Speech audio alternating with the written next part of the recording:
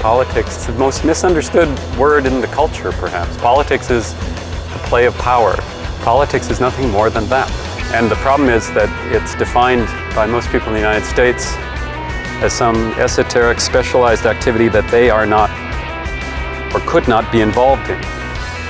The good thing about Texas, politically, I mean, most people don't know that there are good things about Texas politically. And that is that there's a kind of strong populist undercurrent in the politics of the place. Sometimes it ends up in kind of bizarre ways, but...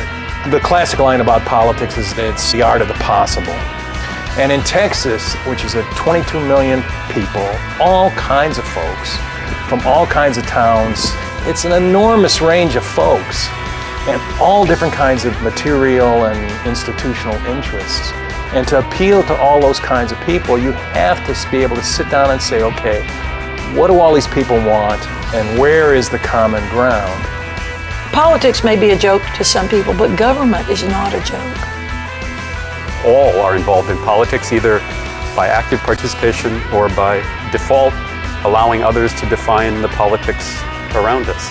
And politics is about much more than elections, and much more than formal political parties as well. The giant bureaucracy in Washington grinds away, and it sucks our soul into a hole. People with agendas are not limited by morality when it comes to trying to achieve their agenda. The most important thing to say about that is the way in which ordinary people have been thoroughly depoliticized and pushed out of the political system. That's what matters, and you see that in Texas, and you see that in North Dakota, and you see that in New York, and you see it all over the place. I'm a true believer. I believe that it's all going to work out.